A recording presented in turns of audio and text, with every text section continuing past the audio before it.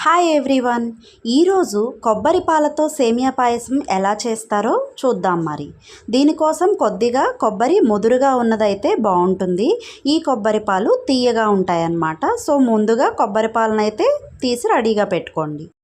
Stove మీద pan పెట్టుకొని కొద్దిగా నెయ్యి వేసి అందులో కట్ చేసి పెట్టుకున్నటువంటి బాదం ఇంకా క్యాష్యూ జీడిపప్పు అలాగే కొద్దిగా కిస్మిస్ వేసుకొని మంచిగా గోల్డెన్ బ్రౌన్ కలర్కి వచ్చేంత వరకు కూడా వేయించుకోవాలి.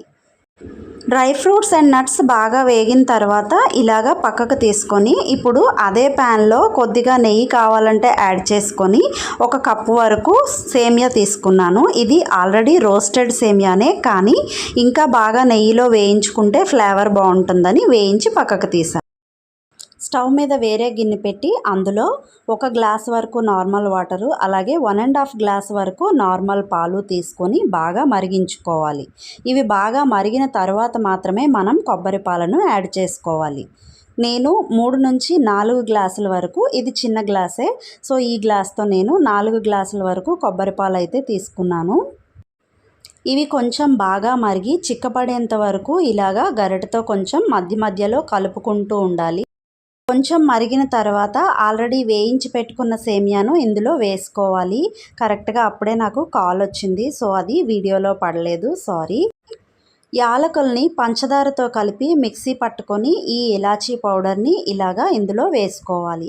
అలాగే 1 కప్పు వరకు నేనైతే షుగర్ తీసుకున్నాను. 1 కప్పుకి సేమియాకి 1 కప్పు షుగర్ అయితే మోస్ట్లీ సరిపోతుంది.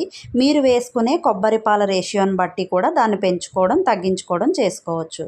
ఇంకా ఆల్రెడీ నెయ్యిలో వేయించి పెట్టుకున్న డ్రై ఫ్రూట్స్ని నట్స్ని కూడా ఇందులో మిక్స్ చేసుకొని బాగా దగ్గరకు అయ్యేంత వరకు కలుపుకుంటూ బాయిల్ చేసుకోవాలి. పాలు బాగా మరిగి బాగా ఉడికింది అనేటప్పటికీ ఇంకా దించేసే ముందు 1 స్పూన్ వరకు కూడా నెయ్యి వేసుకుంటే ఫ్లేవర్ ఇంకా టేస్ట్ చాలా బాగుంటుంది. పాయసం అంటే నెయ్యి లేకుండా అసలు పాయసం కానే కాదు. వీడియో నచ్చినట్లయితే please like, share and subscribe. Do follow for more videos. By by.